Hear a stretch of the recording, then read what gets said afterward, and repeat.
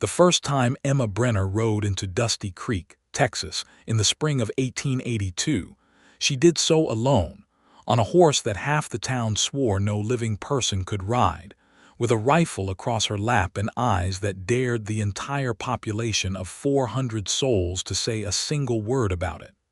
Nobody said a word, at least not to her face. Behind her back was an entirely different matter, and Emma had long since made peace with the fact that the things people said behind her back were mostly true. She was difficult. She had been told so by her father, who said it with the specific kind of exhaustion that comes from raising a daughter who refuses to be quiet. She had been told so by the schoolmaster in Abilene, who said it with the kind of frustration that comes from trying to confine a restless mind to a slate board and a primer. She had been told so by 3 different men who had come calling with hats in hand and intentions that ranged from earnest to something considerably less flattering. The first man, a cattle rancher from outside Abilene named Douglas Peel, had told her she was difficult when she refused to stop riding out alone to check the fence lines on her father's land. He had said that a wife of his would not be doing such things, that she would stay close to the house and manage the domestic affairs, and Emma had smiled at him in a way that made him uncomfortable and asked him whether he had come to propose to her or to describe a position he was looking to fill, because if it was the latter, she was afraid she was overqualified and also uninterested. Douglas Peel had not come back. The second man, a banker's son from the neighboring county named Philip Hargrove, had told her she was difficult when she sat down at the table during a business meeting her father held and contributed 3 points that the men present had not considered. He had taken her by the elbow afterward and told her in a low, patient voice, the kind of voice reserved for children and people who did not understand the order of things, that a woman of good standing did not involve herself in such conversations. Emma had looked at his hand on her elbow, then looked at his face, and said, quite pleasantly, that he was welcome to remove his hand before she did it for him. Philip Hargrove had described her to everyone he knew as a difficult and headstrong woman, and had done so in the kind of tone that suggested he expected everyone to agree, and everyone had, because agreeing was easier than thinking about why a woman contributing useful ideas at a table was considered a problem worth discussing. Philip Hargrove had not come back either. The third man was her almost husband, a man named Carlton Webb, who was handsome and charming and who had genuinely believed, right up until the week before their wedding date, that Emma would soften once she was properly settled. He had not used the word tame, but it lived in everything he said. He had spoken often about how Emma would calm down once she had a household to run, as though the energy that made her who she was could be redirected like water from a flooding creek, channeled into useful domestic purposes and made to behave. Emma had broken off the engagement on a Thursday afternoon, returned the ring with a note that said she wished him well and hoped he found exactly what he was looking for, and then had sat down on her father's porch and felt something she had not expected to feel, which was not relief and not grief exactly, but something that lived between the two, something that felt like the specific loneliness of understanding yourself very clearly in a world that preferred its women in softer focus. Her father, Thomas Brenner, had died 6 months after the broken engagement, leaving Emma the ranch, leaving her 31 head of cattle, 160 acres of dry Texas land, a house that needed work, and a debt to the First National Bank of Abilene that made her sit down rather hard when she read the full amount. Which was why Emma Brenner rode into Dusty Creek, Texas, in the spring of 1882, alone, on a horse that could not be ridden, with a rifle across her lap and eyes that dared the whole world to try her. She had leased the Abilene land to a neighbor, paid down what she could of the debt, and come west to the piece of land her father had inherited from his own father, a parcel of 200 acres near Dusty Creek that had sat untouched for years, and that Emma intended to work into something worth having, even if she had to do every bit of it herself.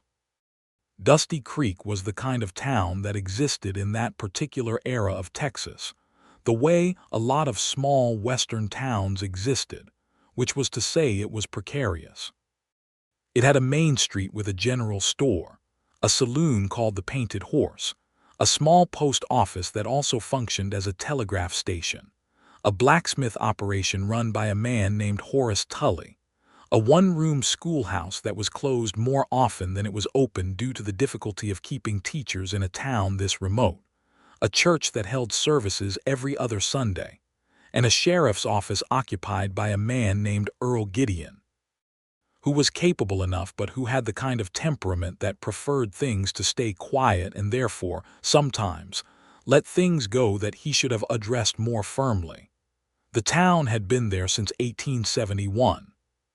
The cattle trade had come through, brought some money, brought some trouble, and settled into a kind of uneasy ongoing negotiation between the ranchers who ran large operations north and south of the town, the small farmers trying to carve out something sustainable on the drier patches of land, and the various other people who had collected there for various reasons, including a Chinese family named Chen who ran the laundry, and were subjected to the specific cruelties of that era, with a dignity that Emma found deeply admirable and deeply enraging.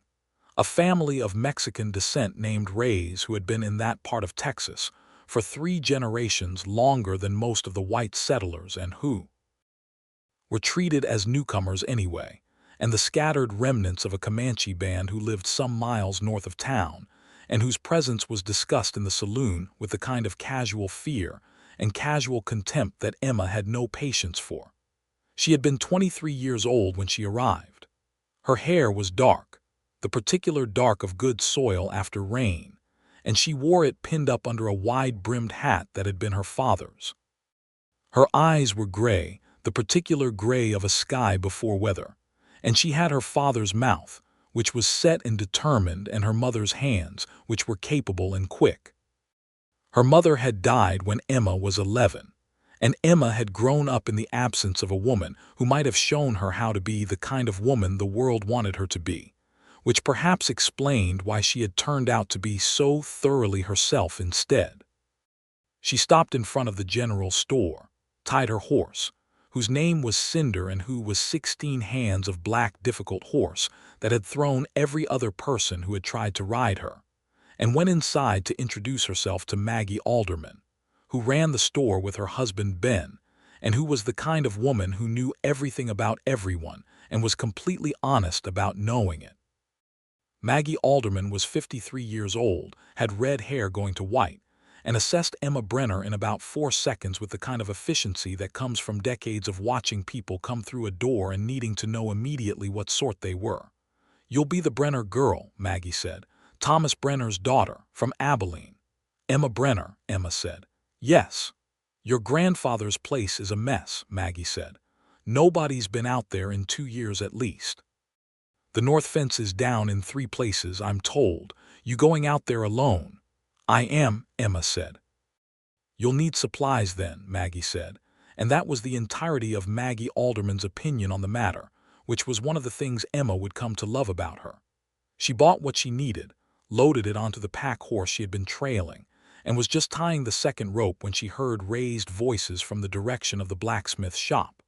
Not the kind of raised voices that meant a spirited negotiation, but the kind that meant something uglier. Emma paused and looked.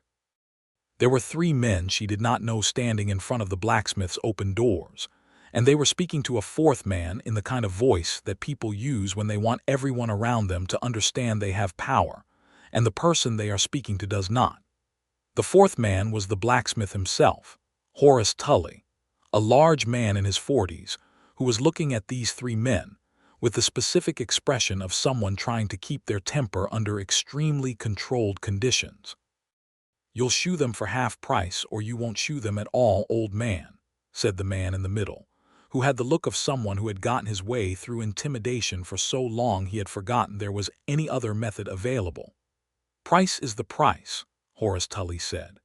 Emma considered this for a moment, then went back to tying her rope, because she had just arrived in Dusty Creek, and getting into someone else's dispute on her first afternoon was probably not the most strategic beginning. She was not the sheriff. She was not involved. She finished the rope. The man in the middle said something she could not quite hear, and Horace Tully set down the tool he was holding and straightened up to his full height, which was considerable, and Emma thought, all right, Horace Tully can handle himself. What she did not see coming was the fourth man who appeared from the side alley and hit Horace Tully from behind with a fist to the ear, sending the big man staggering.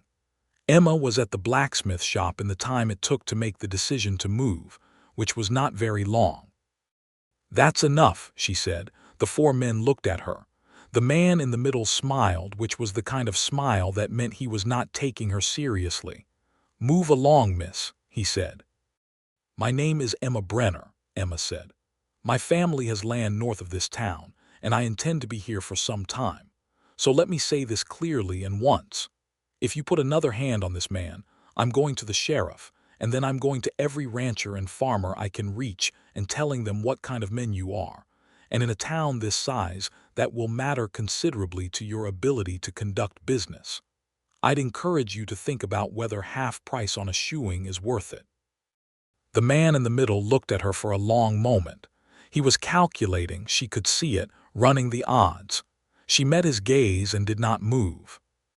"Come on," he said to his companions, and they walked away, and Emma turned to Horace Tully, who was rubbing his ear and looking at her with an expression she recognized, the expression of a man who was grateful but also slightly disconcerted by the source of his rescue. "You didn't need to do that," he said. "I know," Emma said. "I'm Emma Brenner. I've got the old Brenner land north of town." "Horace Tully," he said. "Those were the Crane brothers, 3 of them. The fourth one, the one from the side, works for them. They run cattle east of town. They've been running things in this town for about 2 years, and it's gotten worse lately." "I'll keep that in mind," Emma said. She rode out to her land that afternoon. The house was standing, which was the first thing she checked, and it was in better condition than she had feared, which was the second relief. The roof had a section that needed new boards in the east corner. The well needed to be cleaned out. The barn was structurally sound, but the door hinges were rusted, and one of the stall walls had partially collapsed. The north fence was down exactly where Maggie Alderman had said it was. Emma stood in the doorway of the house and looked at all of it, the scale of the work, and she thought, yes, this is the shape of what I have. This is where I begin. She had been there 10 days, working from sunup to past sundown, when she met Robert Bancroft. She was on the roof fixing the east corner when she heard a horse on the road. She stayed where she was, because she was in the middle of nailing a board, and leaving it half-nailed was not something she was willing to do. The horse came down the road and stopped near her property line, and the rider looked up at the woman on the roof and did not say anything for a moment. "You've got a loose board 2 feet to your left," he said. Emma looked 2 feet to her left. There was indeed a loose board she had not gotten to yet. "I know," she said. "I'm working toward it." "I'm Robert Bancroft," he said. "I have the land directly south of yours. I've been meaning to come introduce myself." Emma drove the nail in cleanly and looked down at him properly. He was, she guessed, somewhere near her own age, perhaps a year or 2 older, 25 at most. He was lean and brown from the sun, with the kind of face that looked like it had been worked on by weather and years of squinting against a bright sky. He had dark eyes and dark hair, and he was sitting his horse in the easy, relaxed way of someone who spent a great deal of time in the saddle.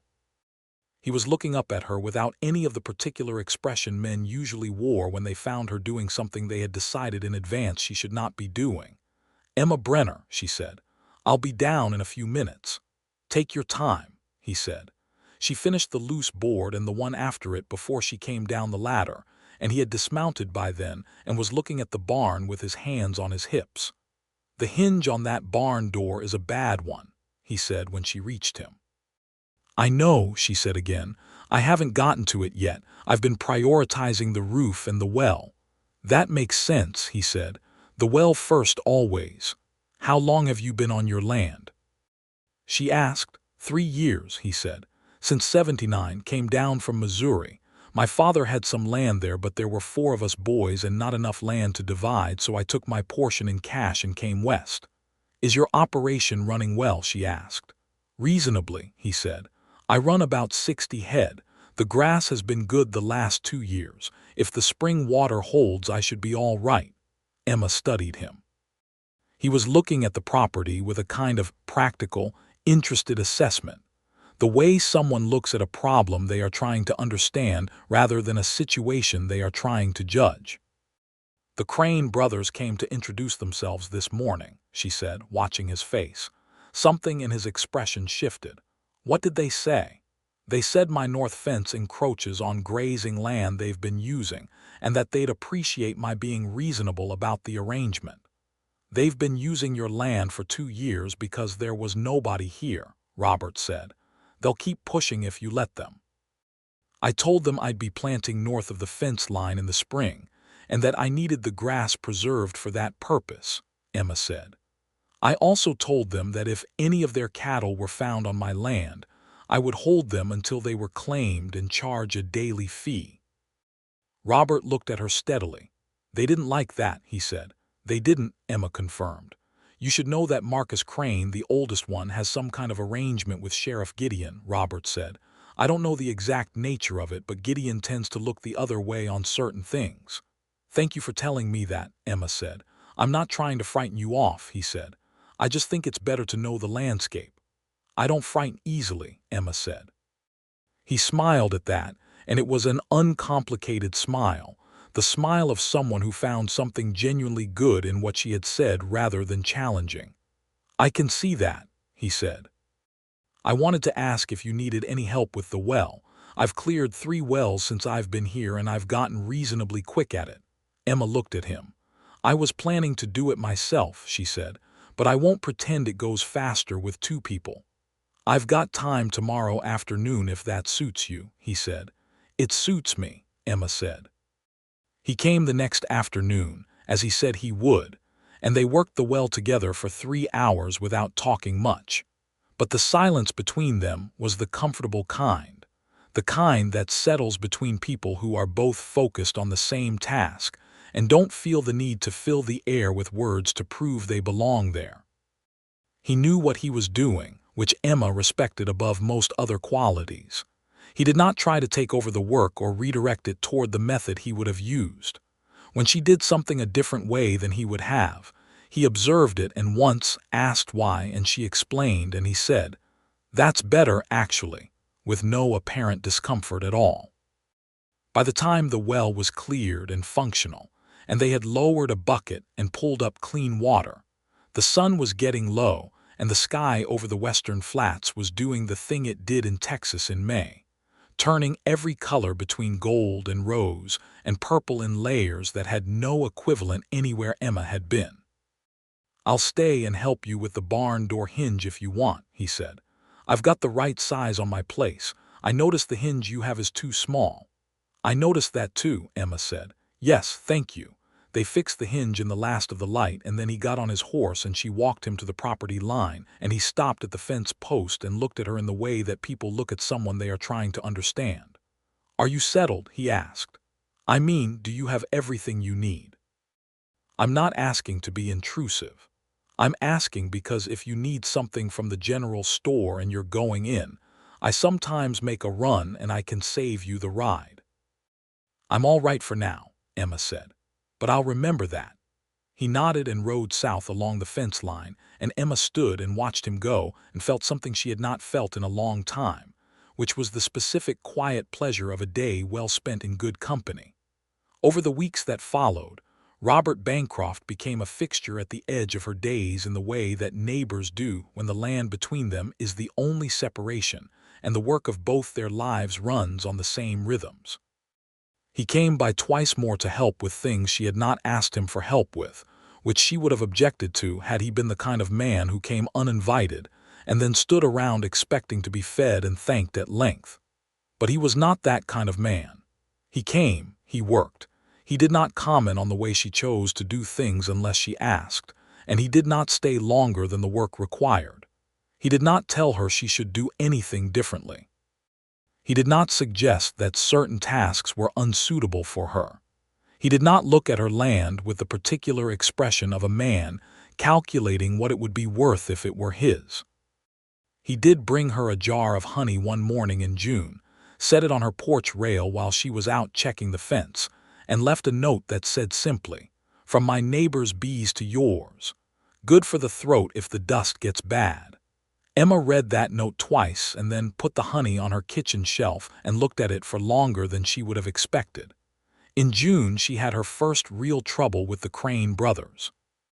She came back from a morning of checking the north fence line to find 3 of their cattle inside her property, having come through a section of fence that she knew had been intact the day before because she had walked it. The damage to the fence was not the kind that cattle make on their own. It was the kind that a person makes to let cattle through and then pretends was an accident. Emma drove the cattle into her small corral, latched the gate, and rode into town. She went to the sheriff's office first. Earl Gideon was a man in his 50s with the kind of posture that comes from years of trying to make himself smaller than he was. He listened to Emma describe the situation with an expression of faint pained patience. "Miss Brenner, cattle get through fences all the time. It's not necessarily. My fence was deliberately broken," Emma said. "I know the difference between a post knocked over by cattle and a post that has been pulled. The rails were stacked neatly to the side. That is not something cattle do." "I'll look into it," Gideon said. "I have 3 head of Crane cattle in my corral," Emma said. "I will hold them and charge a daily fee of $1 per head for each day they are on my land. That is my legal right under Texas law.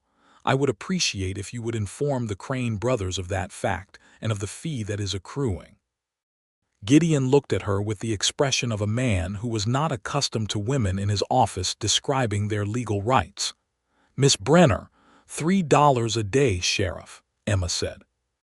"Starting from today, thank you for your time." She left and went to see Maggie Alderman, who listened to the whole account with the focused attention of someone cataloging information they will find useful later.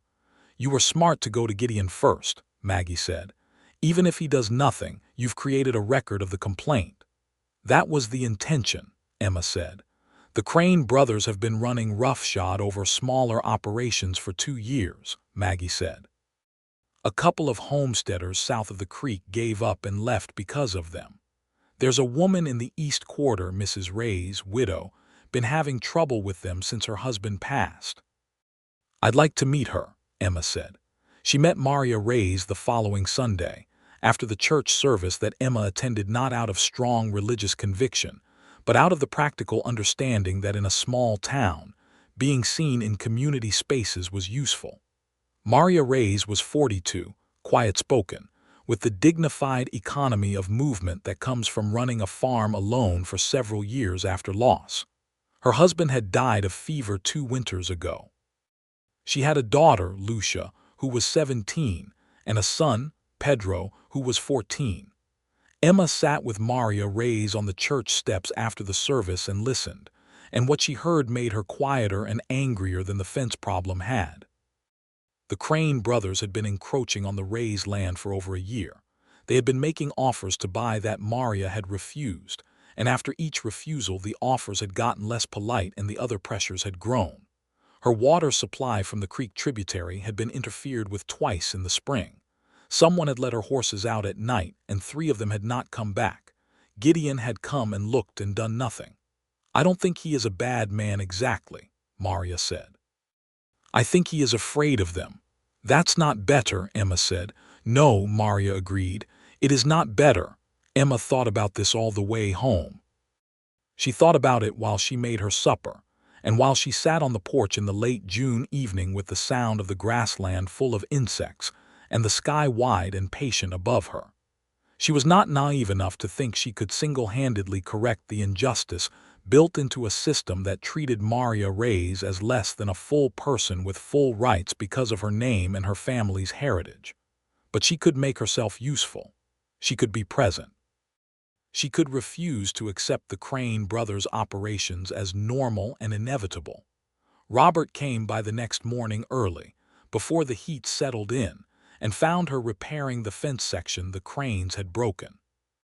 He dismounted and came to the fence without preamble. "Maggie told me what happened," he said, "about the cattle." "Word travels," Emma said. "It does," he said. He picked up the end of a rail she needed to position and held it steady while she drove the spike. "I've had my own trouble with them. They moved my south boundary stakes last fall. When I confronted Marcus Crane about it, he said they'd been there since before I arrived." "What did you do?" Emma asked.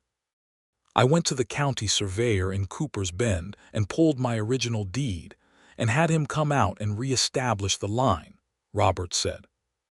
"It cost me 2 days and $12, but the stakes are where they belong now and there's a legal record of it." "That's exactly the right move," Emma said.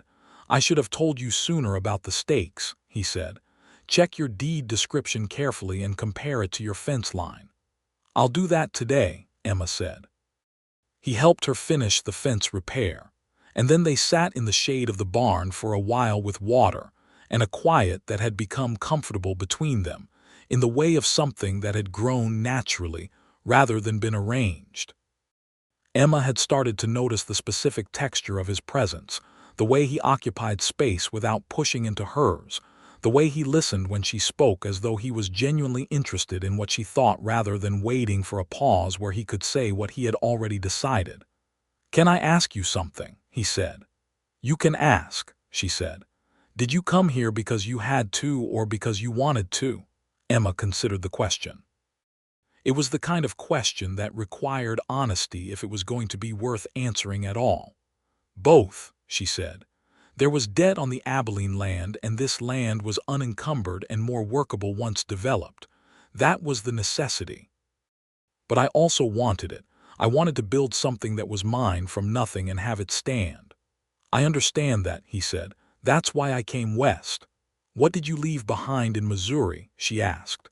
"A family who expected me to stay small," he said, without particular bitterness, just the flatness of a fact that has been examined and set down. "Not unkindly. They just couldn't see the size of what I wanted to do." "People are often frightened by the size of what other people want," Emma said. He looked at her with the particular look he had that she had started to think of as his listening look, the look that meant he was taking in something more than just the words. "Yes," he said. "That's exactly it." She pulled her deed that afternoon and compared it carefully to her fence line, and she found what Robert had warned her she might find. The east boundary had been shifted, not dramatically, perhaps 8 feet, but consistently along its full length, which represented a not insignificant amount of land. She sat with the deed spread on her table and traced the line with her finger and felt the slow, steady building of a specific kind of anger, the kind that does not rush, the kind that plans. She went to Cooper's Bend the following week and retained the county surveyor, a meticulous man named Edward Park, who came out with his equipment and spent a full day establishing the correct boundary lines. He confirmed the east line had been moved. He confirmed the north fence was, in fact, exactly where it should be. He filed his findings with the county record office, and Emma filed a formal complaint with the county authorities about the boundary interference, which went above Gideon's head. Marcus Crane came to her property 3 days later. He did not come to the door. He rode up to the edge of her land and stopped his horse at the fence line and called out to her. Emma came out of the barn and stood and looked at him. Marcus Crane was perhaps 45, with the kind of face that had once been handsome and had been replaced over time by something that looked like ambition gone to fat. He had 3 men with him, including the 4th man from the first incident at the blacksmith's, who Emma had since learned was named Doyle. "You've been causing trouble," Marcus Crane said. "I've been establishing my legal land boundaries," Emma said. "I'm not aware that's considered trouble." "You're a woman alone out here with no man and no help," he said. "That can be difficult." Emma looked at him steadily. "I have 160 acres, established deed rights confirmed by county survey, 22 head of cattle currently and more coming, a functional well, a solid barn, and a fence line that is exactly where it should be," she said. "My being alone and a woman is not the description of a problem. It is simply a description, And I would suggest, very sincerely, that you do not come to my property again to suggest that it is." Marcus Crane looked at her for a long moment. Something moved behind his eyes that was harder to read than simple contempt. It was something more like calculation. "You're Brenner's girl," he said. "Thomas Brenner's girl." "I am Thomas Brenner's daughter," Emma said. "I am not a girl." He turned his horse and left, and Emma stood at the fence long after the dust of their going had settled. That evening Robert appeared at her property line, not riding hard but not ambling either, with a look on his face that she had not seen before. "Crane came to see you today," he said. "It was not a question." "Maggie," Emma said. "She keeps an eye," he said. "Are you all right?" "I'm fine," Emma said. He was unpleasant, but he didn't do anything. "He doesn't do things directly," Robert said. "That's what makes him harder to deal with than his brothers. The brothers are straightforward about their bullying."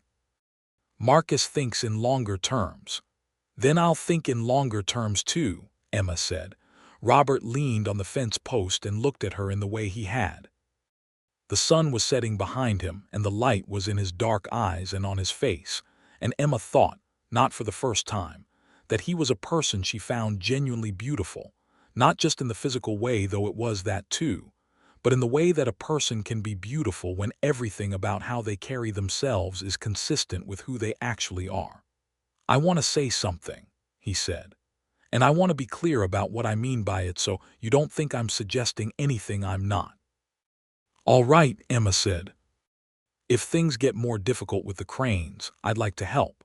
Not because you can't handle it yourself, because clearly you can, but because what they're doing is wrong and two people making it harder for them is better than one.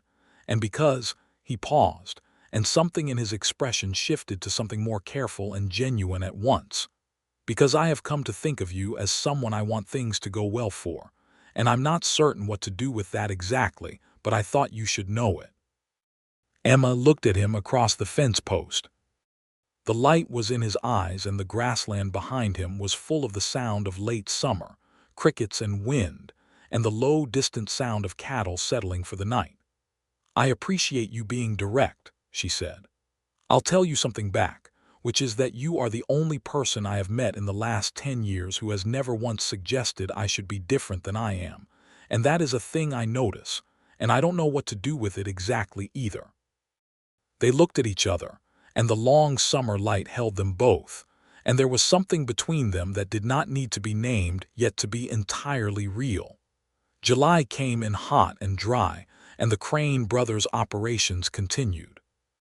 Emma learned, through conversations with Horace Tully and Maggie Alderman, and the gathering network of smaller landowners and townspeople who were developing a cautious alliance around her presence, that Marcus Crane had been making an arrangement with a land agent in Cooper's Bend to acquire as much of the small holdings around Dusty Creek as possible. The strategy was simple: apply enough pressure to make operation of the land difficult or unprofitable, then offer to buy at a low price from desperate sellers. Emma called an informal meeting on a Wednesday evening at her barn. She sent word through Maggie, who sent word through the particular efficiency of a woman who had been at the center of a town's information for 20 years. 12 people came. Maria Reyes came with her daughter Lucia. Horace Tully came. A homesteader named James Whitfield, who had a small operation west of the creek, came. An older couple, the Hendersons, who had a kitchen garden and some laying hens, and who had been subject to various irritations from Crane cattle that came through their fence repeatedly. A farmer named Silas Cooper, no relation to the town, who had 100 acres of dry farming in corn. And Robert, who arrived last and took a position near the barn door where he could see everyone. Emma stood in the middle of her barn with a lantern and said what she knew. "They want the land," she said. "That's the thing to understand. Not any specific piece of land, all of it. They want the whole area around Dusty Creek, and they intend to get it by making it impossible for the rest of us to function. The way to stop that is not to leave. The way to stop that is to be impossible to move and to make their methods visible." Silas Cooper said, "Easy to say if you're not dealing with dead cattle." Emma looked at him steadily. "Have you lost cattle?" He had. He described it, and others added to it, and the accounting of the losses and the small cruelties and the encroachments grew in the lantern light, and Emma listened to all of it without interrupting and with the specific quality of attention that means what is being said is going into a mind that will use it. "We document everything," she said when they had finished. "Every incident. Date, description, witnesses. We file complaints, not just with Gideon but with the county.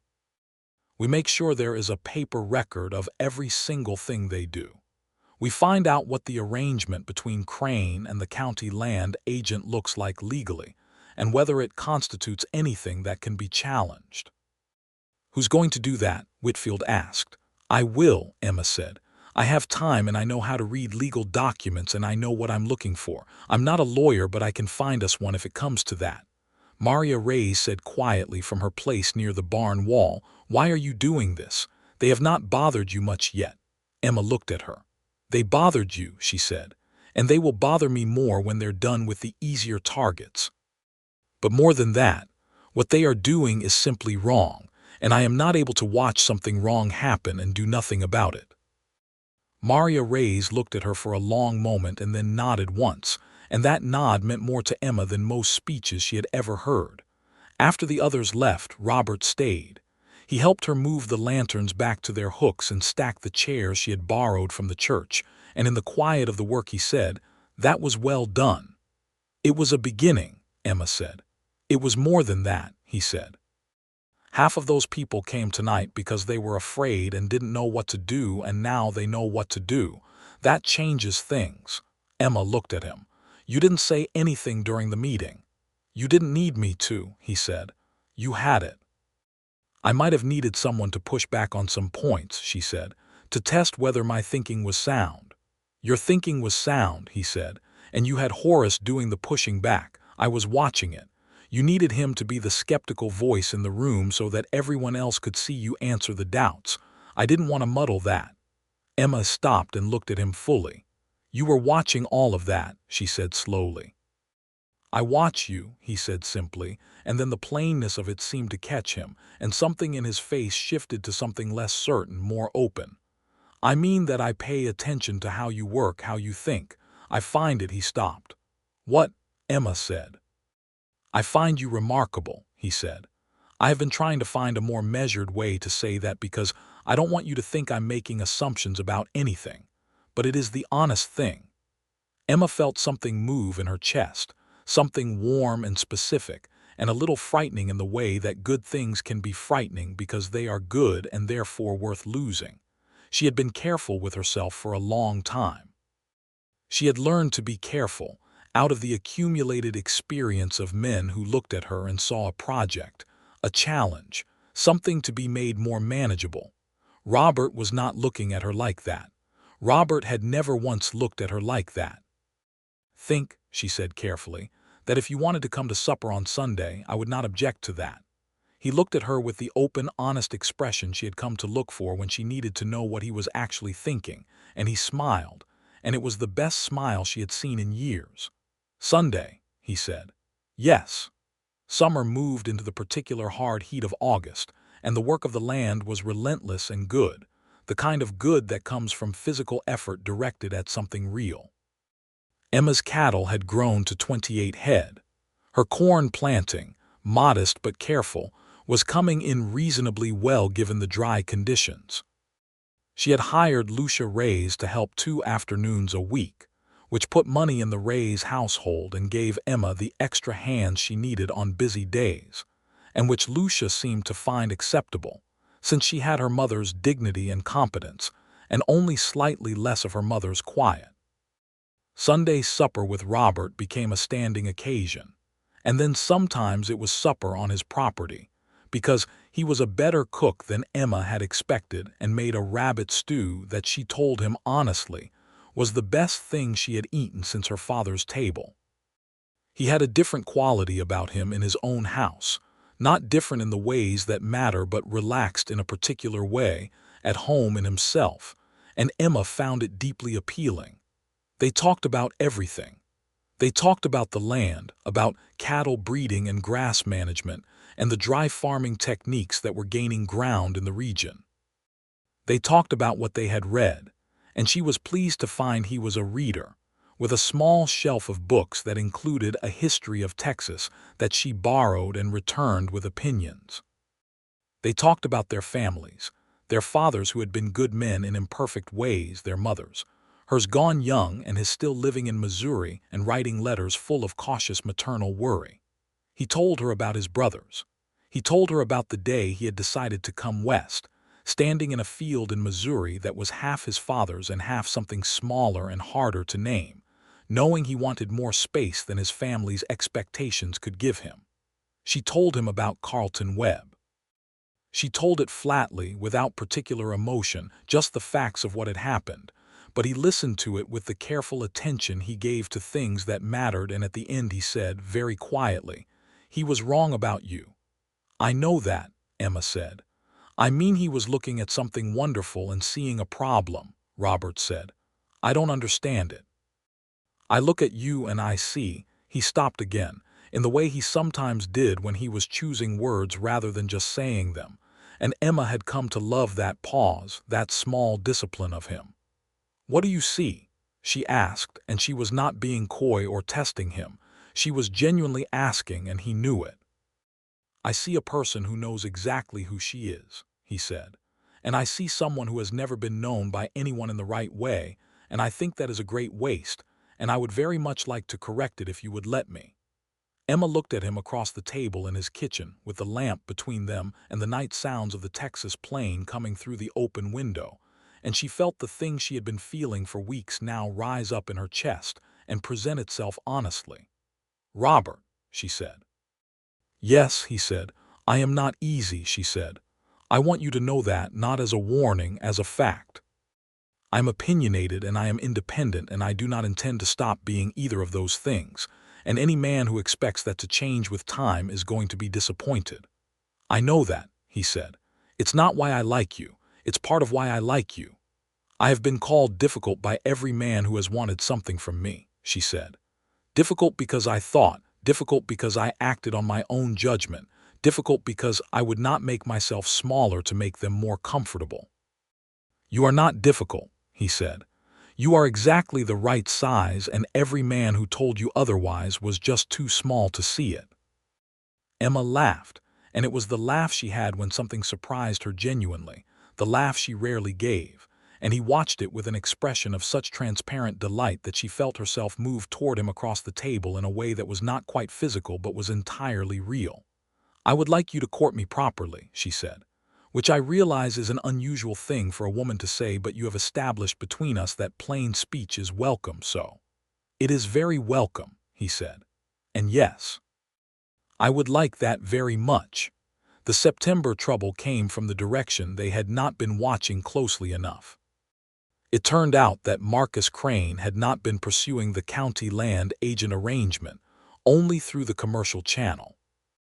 He had been making payments to a man on the county board named Thomas Harwick, who had the power to effect certain property assessments, and the property assessments for most of the small landowners around Dusty Creek were suddenly and simultaneously revised upward by amounts that were, in one reading, within the bounds of normal reassessment activity, and in another reading, which was the correct one, were targeted and specific and designed to make taxes impossible for small holders to meet.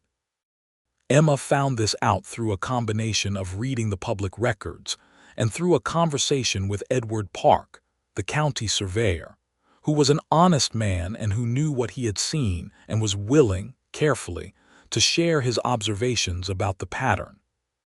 Emma sat at her table for a long evening with the numbers and the documents, and she built the case methodically, the way her father had taught her to think, which was, first establish what you know, then establish what you can prove, then establish what you need to prove what you know. She wrote a letter to a lawyer in Austin named James Calloway, who had been recommended by Edward Park as someone with both the willingness to take on county board corruption cases and the skill to win them. The letter took her 2 hours and 3 drafts, and it laid out everything she knew and could document with the precision of someone who had been watching carefully for months.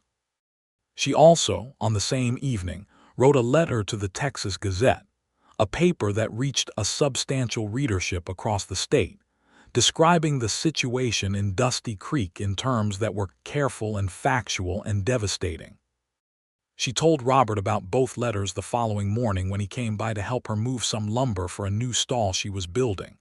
He read the letter to Calloway over her shoulder at the kitchen table, and his expression as he read it was focused and serious, and at the end he said, "This is very good." "It's accurate," Emma said. "It's that too," he said. "But it's also organized in exactly the way that will make him understand immediately what you're dealing with and what the legal threads are." "Who taught you to think like this?" "My father mostly," Emma said, "and necessity." He looked at her and she could see something in his face that was beyond admiration, something warmer and more complete. "I want to be on the right side of this," he said. "Not just as your neighbor. I want to stand up for this with you. Maria Reyes and the Hendersons and Seilas, they're worth fighting for, and so is the principal." "I know," Emma said. "You already are." "I mean more formally," he said. "I want to add my name to the complaint. My land has been interfered with too, and I have documentation." "It strengthens your case." "Yes," Emma said, "it does, thank you." He added his documentation to hers, and Horace Tully added his, and James Whitfield added his. And when the package went to James Calloway in Austin, it represented 6 different landowners across the Dusty Creek area with documented, dated, consistent records of boundary interference, deliberate fence damage, water supply interference, and property assessment manipulation. Calloway wrote back in 3 weeks. He was interested. He would come to Cooper's Bend in November to review everything in person. October was beautiful, the way October in West Texas can be beautiful, when the heat breaks and the light goes amber and the grassland cures to gold and brown, and the sky is the specific deep blue that has no name. Emma had added 5 more head of cattle, bringing her to 33, and her corn had come in enough to satisfy her and give her seed for the following year. The house was fully repaired. The barn was solid. The well was clean, and the fence lines were exactly where they should be. She was coming in from the north fence on an afternoon in mid-October when she heard Robert's horse coming along the south fence line faster than he usually rode, and she turned to see him, and something in the set of his shoulders told her before he reached her that something had happened. "What is it?" she called. He pulled up at the fence post. "The Cranes were at Maria Reyes's place this morning," he said. "I don't know the full of it yet, but Lucia came to Maggie's. It sounds like Marcus Crane came himself and made another offer, and when Maria refused he made threats." Emma was already moving toward her barn to get Cinder. "I'll go with you," Robert said. "Yes," Emma said. "Come." They rode to the Reyes property together, and found Maria Reyes in her kitchen with the particular stillness of someone who is holding a great deal of emotion in a small, careful space. Lucia was there too, and Pedro, who at 14 was doing the thing that 14-year-old boys do when they are frightened and angry and feel too young for either, which is to try to look older than they are. Maria told them what had happened. Marcus Crane had come with 2 men and had stood in her yard and spoken to her in a way that left no interpretation but the one intended, which was that her ability to stay on her land was at his discretion and not her own, and that his discretion was running out. Emma listened, and when Maria was finished, Emma said, "He cannot do what he is implying. You have legal rights to this land that predate his family's presence in this part of Texas by decades. He knows that. What he is doing is intimidation, and it is illegal, and it is going to be part of what goes to our lawyer in November." "A lawyer," Maria said, carefully, with the tone of someone who has not had access to lawyers in their experiences of injustice. "A good one," Emma said. "Who is already reviewing our case." She sat with Maria for an hour, and by the end of the hour Maria was sitting straighter and Lucia was looking at Emma with the particular expression of young women who are watching an older woman navigate the world with a confidence they are deciding whether to try on for themselves. On the ride back, as the sun went low and the sky turned colors again, Robert rode beside Emma and said, "You have changed the shape of this town." "It needed changing," Emma said. "A lot of places need changing," he said. "Not everyone has the courage to be the one who does it." Emma looked at him, riding beside her in the October light, and she felt the fullness of what she had come to feel for him settle in her chest like something that had been building since the first afternoon and had arrived now at its proper form. "Robert," she said. "Yes," he said, in the way he said it when he knew something was coming that mattered. "I love you," she said. "I think you should know that." He stopped his horse. She stopped hers.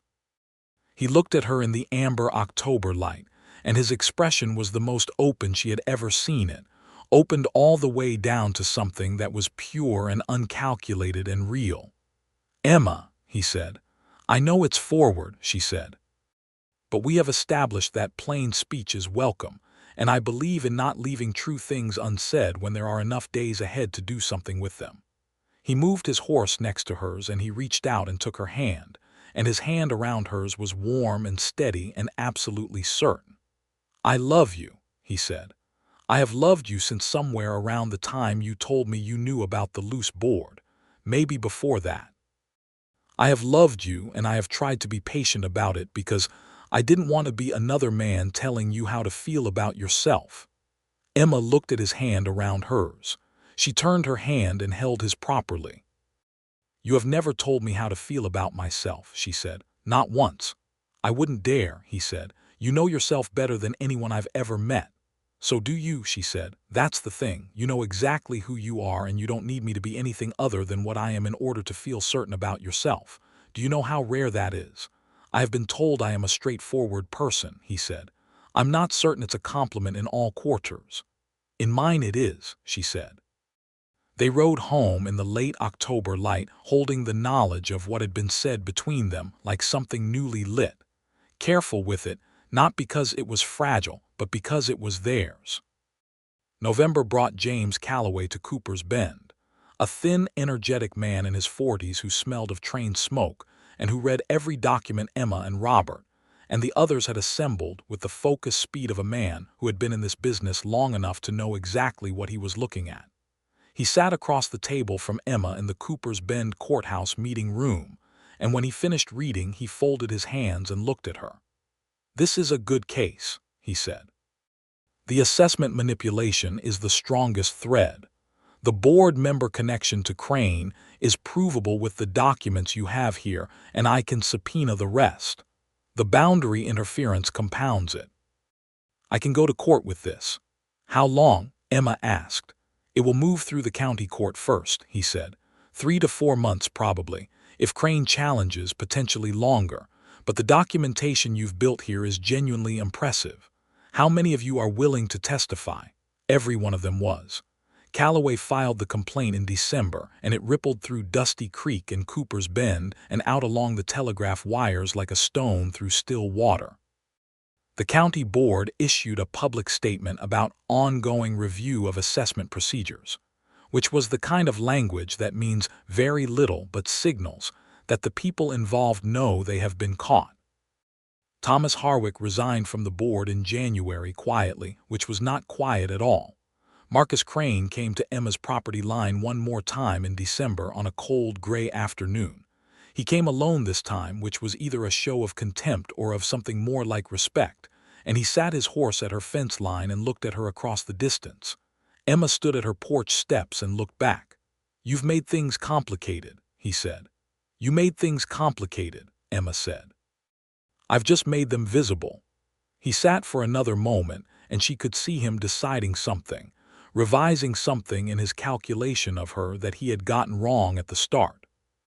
"You plan to stay," he said. "I have a 200-acre deed and a functioning cattle operation and a lawyer in Austin," Emma said. "Yes, I plan to stay." He turned and rode back south and east, and Emma watched him go and breathed out slowly in the cold December air and felt the solidity of the ground beneath her boots, the ground she had earned, the ground she would not leave. Robert proposed to her on Christmas Eve. He came to her house in the late afternoon with his horse and a small package wrapped in paper, and Emma had made a proper Christmas supper because she was good at the things she put her effort into, and cooking was no exception when she chose to apply herself to it. The house smelled of roasted meat and wood smoke, and the pie cooling on the windowsill. and the Christmas cold had swept in from the north and made the whole world outside brilliant and still. They ate supper and talked, and it was good in the way their Sunday evenings had been good all through the autumn, easy and warm and full of the pleasure of two people who genuinely enjoy each other's minds and company. And after supper Robert gave her the package, and it was a book, a new edition of a history of the Southwest that she had mentioned wanting 3 months ago and had assumed he had not particularly noted. "You remembered," she said. "I remember everything you tell me," he said simply, in the way he had of saying things that were true without performing them. Emma turned the book over in her hands. The fire was good and the light in the room was warm and amber, and the cold outside made it all feel more particular and close. "Emma," he said. She looked up at him and he was looking at her in the full, certain way. "I want to spend my life with you," he said. "Not because I need you to complete something that's missing in me, but because the life I am building and the life you are building are better together than apart, and because you are the person I most want to be near when the world is hard and when it's good, and because I love you in the specific way that does not want you to be different than you are." He paused. "I know you have been asked before, and I know what those askings felt like. I'm not asking you to be my wife so that I can have a wife. I'm asking because it's you, specifically and entirely, and I want to know if you will have me." Emma set the book down carefully on the table. "The man who asked me before," she said, "asked me because he had decided it was time to settle down and I was the best available option, and he believed he could work with what I was over time. You are asking me because you know me." "Yes," he said. "That is different," she said. "I know," he said. "Yes," she said. "Robert, yes, I will marry you." He crossed the room to her and took her face in his hands with the specific gentleness of someone handling something precious. And when he kissed her, it was nothing like the word difficult. It was nothing like something to be managed or adjusted or redirected. It was simply two people recognizing each other, fully and finally, with the whole wild wide Texas night cold and brilliant outside the window, and the fire warm and steady between them. They were married in March of 1883, in the Dusty Creek Church, on a morning when the first spring warmth had just returned, and the grassland was beginning the slow green revival it performed every year with such indifference to the drama of human life. The church was full in the way that a small-town church is full when the community has a reason to come together in something genuinely good. Maggie Alderman cried, which she would deny afterward with a firmness that fooled no one.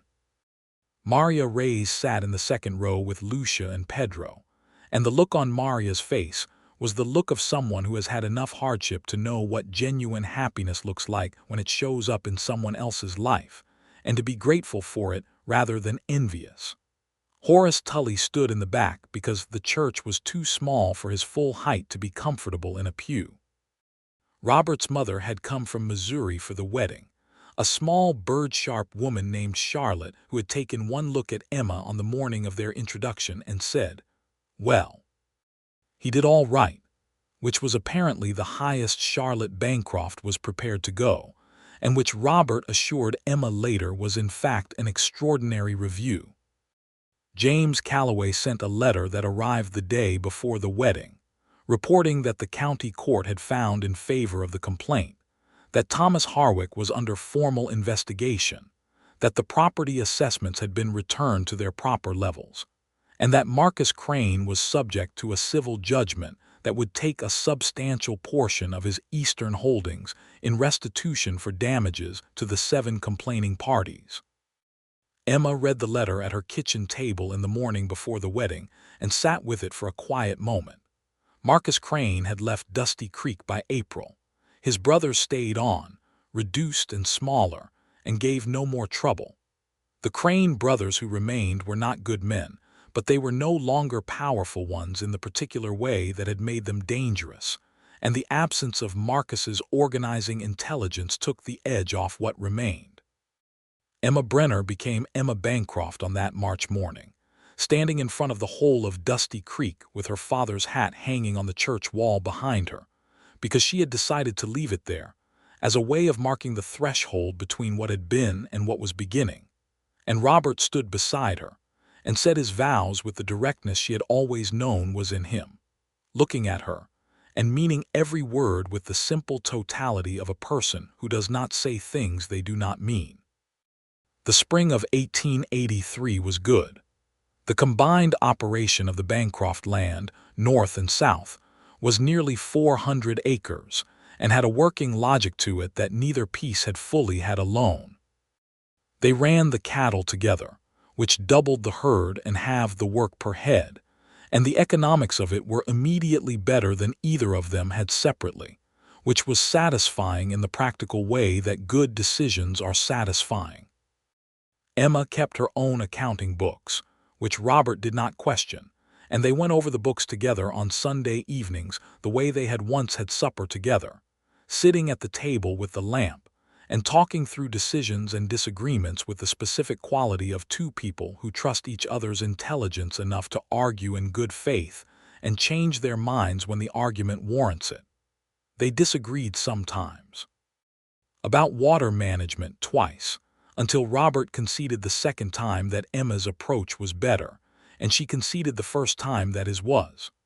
About whether to expand the herd quickly or slowly, an argument that went on pleasantly for 3 weeks and ended in a compromise they both thought was more elegant than either original position. About whether to take on a second hired hand, which Emma wanted earlier and Robert wanted to wait on, and which they decided together at exactly the right moment in August, hiring a young man named James Porter from a family that had come through and needed work, who turned out to be diligent and good with horses, and who, within a year, was managing the morning rounds with enough competence that both of them had more time for other things. Maria Reyes's land was secure. The Hendersons stayed. Silas Cooper had his best corn year in 1884. The Chen family, who had been watching the campaign against the Cranes with quiet, cautious hope, were treated somewhat better by some people in the town, though far from all, and Emma made it her business to spend money at their establishment, and to speak well of them publicly, and to say directly to people who expressed the casual cruelties of the era that she found such opinions unconvincing, and was happy to discuss why, at length, to anyone who wanted that conversation. Not everyone wanted that conversation. But some people, having had it, went home and thought about it, and a few of them came out the other side different. Emma had learned to accept that some resistance to an unjust world is incremental and imperfect, and should still be attempted, and that the perfect cannot be the enemy of the consistent. The baby came in the fall of 1884. Emma had not been certain, for several weeks, whether she was pregnant, or whether the changes in her body were attributable to the hard physical work of the summer and the particular stress of a cattle operation in a dry year. She had mentioned it once to Maggie Alderman, who had looked at her with the experienced eye of a woman who had helped a number of Dusty Creek babies into the world, and said, "You're pregnant." Emma had received this information with the same directness she received most information, which was to sit with it, evaluate it, and determine what to do next. What she felt, sitting with it, was not what she had expected to feel, which was complicated or frightened or uncertain about who she would become in this new version of her life.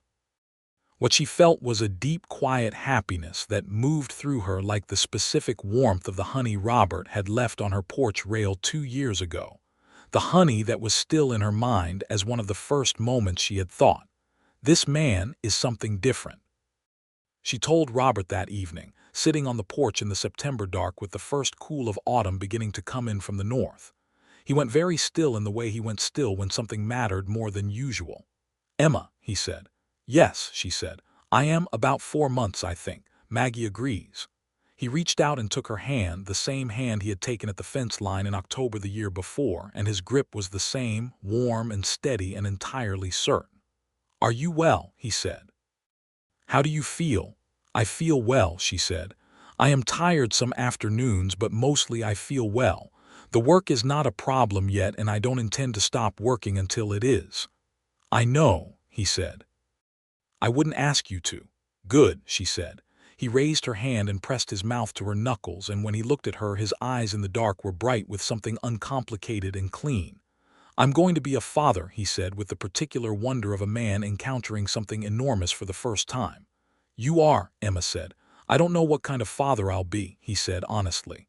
"You'll be the kind that listens," Emma said. "I know that much about you." "I hope so," he said. "Will you tell me when I'm doing it wrong?" "Immediately and at length," Emma said.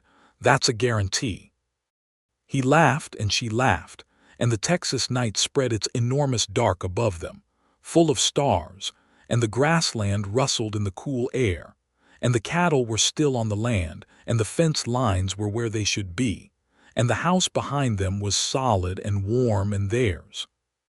Thomas Robert Bancroft was born in January of 1885, on a night of hard cold that had driven the temperature down past what West Texas usually managed, with Maggie Alderman and Maria Reyes in attendance and Robert in the next room in the particular anguished vigil of new fathers everywhere.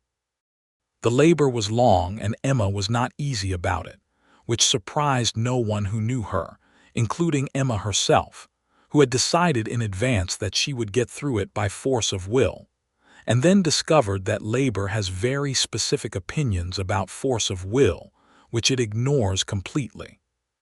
Maggie Alderman, who had seen enough births to be entirely calm about the full range of human emotion they produced, told her twice to breathe and once to stop being angry at her own body, and Emma told Maggie once to mind herself, and Maggie said, "Gladly, once this baby arrives," and Emma almost laughed in the middle of a contraction, which was not how she had expected that to go.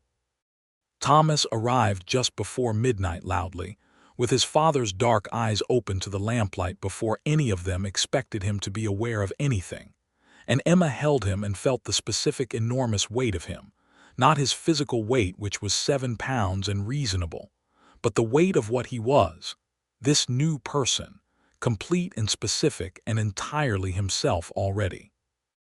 Robert came in and saw his son and his wife in the lamplight and sat down carefully on the edge of the bed and looked at them both with the face of a man who has been completely undone by happiness and has no particular objection to that. "Hello," he said to the baby, very quietly. Thomas looked in the direction of his father's voice with the unfocused conviction of a newborn who cannot yet see but can hear everything. "He knows your voice," Emma said. "Does he?" He turned toward it. Robert looked at her, and she could see everything in his face, the love for her and the love for this new person and the gratitude for the year of work and the years to come, and she reached up and put her hand on his face, and he leaned into it the way people lean into things that are good and real. "I am so glad you didn't leave," he said. "I never once thought about it," she said. The years following moved with the particular rhythm of a life that is genuinely good, which is to say they moved with difficulty and satisfaction and ordinary days, and extraordinary ones distributed somewhat unevenly, but generously enough. Thomas grew into a child who was energetic and curious, and had his mother's determination and his father's patience, which was a combination that occasionally made both of them sit down and take a breath, but which in the main was a source of deep entertainment and pride. Maria Reyes's daughter Lucia, who had been 17 when Emma arrived in Dusty Creek, had become a woman of 22 by the time Thomas was walking, and had also become one of Emma's closest friends, the kind of friend built of shared work and honest speech, rather than the social formalities of women who have been assigned friendship by proximity. Lucia was building her own life, beginning with a teaching position when the Dusty Creek School finally found and kept a real teacher, and doing it with the quiet confidence of someone who has watched a woman in her life refuse to be moved and has learned something from it. The Bancroft operation in 1887 ran 140 head of cattle. Robert had added a reliable breeding program, and the quality of the herd had improved steadily.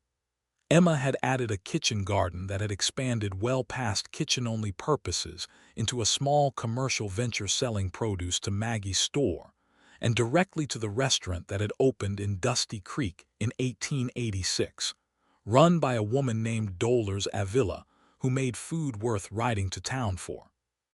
Emma had also added 2 apple trees and a plum tree in the kitchen garden, a decision she had made for pure pleasure, and which Robert had supported without asking her to justify it, which she appreciated more than the trees themselves. A daughter arrived in the spring of 1887. They named her Clara, and she was born in better conditions than her brother had been, with more experience on everyone's part and somewhat better weather. And she arrived looking exactly like Emma in the way of first girls in families that have one of each, as though some pattern in the bloodline needed to assert itself. Clara was quieter than Thomas from the very beginning, with a quality of watchful observation that made Emma think, watching her small daughter consider the world, of her own childhood self studying the way things worked from behind the fence posts of her father's ranch.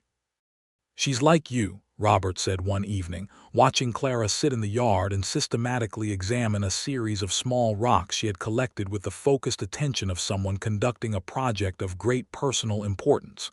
"She's herself," Emma said. "She might be nothing like me." "She might not," Robert agreed.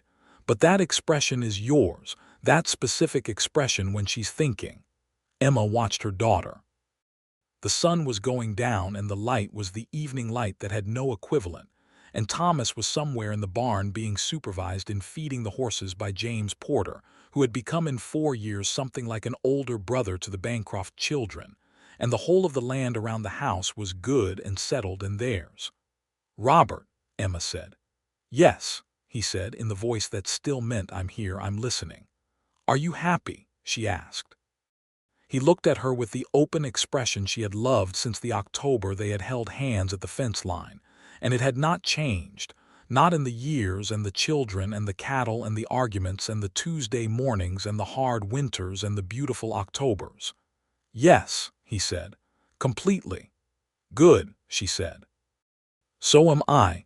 She leaned back against him in the evening, and his arms came around her in the easy way of long habit that has not lost its warmth, and the grassland stretched out before them, and the house was solid behind them, and the apple trees in the kitchen garden were coming into their first real bloom. In 1888, 5 years after Emma had ridden into Dusty Creek on a horse nobody else could ride, the town held its first proper civic celebration for its 17th year of existence. There was a gathering in the main street with tables and food, and Dolores Avila made enough tamales and roasted corn and pie to feed everyone twice over, and Horace Tully's son played the fiddle, and Maria Reyes came with her family, and the Chen family came and were welcomed rather than merely tolerated at least by enough people that the evening felt different than it once would have.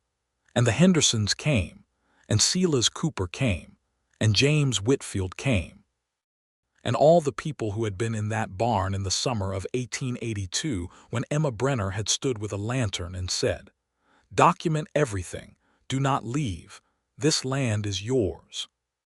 Emma stood in the middle of Main Street with Thomas on her hip, because he had decided he was tired, and had found the position of being carried to be acceptable at 5 years old under special circumstances, and Clara toddling with the specific confidence of a 2-year-old who is not yet aware that ground is dangerous, and Robert's hand at the small of her back in the way he put it there in crowds, not directing her but present, just the warmth of his hand saying, "I am here, beside you, where I want to be." Maggie Alderman appeared at her elbow with 2 glasses of lemonade and the expression of a woman who is satisfied with how a thing turned out. "You changed this town," Maggie said. "The town changed itself," Emma said. "I just made some noise." "You made the right kind of noise," Maggie said. "At the right time." She looked at Robert, who was in conversation with Horace Tully about something involving a fence post, and then back at Emma. "He's a good man." "He's the best man I've ever known," Emma said, "and I have told him so." "Good," Maggie said. "Men should know when they've done something right." Emma looked at her husband across the street, laughing at something Horace had said, with the ease of a man entirely comfortable in his own life. She thought about the day on the roof when he had told her she had a loose board 2 feet to her left. She thought about the well and the fence and the Sunday suppers and the letter about honey from neighbors' bees, which she had never thrown away. She thought about October and the hand held at the fence line. She thought about a Christmas Eve proposal made without pretense or pressure, simply with the clear and honest statement of everything he was and everything he wanted. She thought about the 3 men who had called her difficult, and she thought about how difficulty, when examined closely, had always meant the same thing. She was not doing what they needed her to do in order for them to feel comfortable. She was too present, too certain, too complete in herself to be arranged into the shape that was required. Robert had never once tried to arrange her. He had never once suggested there was a shape she should be other than the one she was. And she had never once, in 5 years of being beside him, wanted to be somewhere else.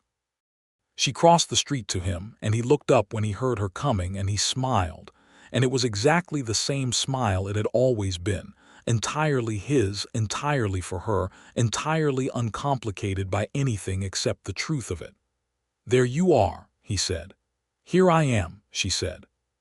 He put his arm around her and she leaned into it, and Thomas reached from her hip toward his father, and Robert took him easily, lifting him to his own shoulder, and Clara latched onto Emma's skirt with both hands and looked up with the serious watching eyes, and the music from Horace Tully's son's fiddle carried down Main Street in the warm evening air, and the stars were beginning to appear in the wide Texas sky, and the grassland rolled out in every direction beyond the edge of town. And the Bancroft land sat solid and good in the gathering dusk, the north fence and the south fence and the east boundary, and the well and the barn and the apple trees, and the house that had been repaired, board by board, into something worth having. Emma Brenner Bancroft stood on the main street of Dusty Creek, Texas, in the summer of 1888, with her children and her husband and her neighbors and her friends, with the land she had built and the life she had chosen and the self she had never once surrendered, and she felt the full completeness of it settle into her like water into good dry soil, deep, necessary, nourishing, permanent. She had been called difficult by every man who had tried to make her less than herself. Robert Bancroft had never tried, and she had never once, not for a single day or a single moment, thought about leaving. The fiddle played on and the stars came out above the Texas plain, and everything was exactly as it should be and had always been meant to be, and it was enough. It was more than enough. It was everything.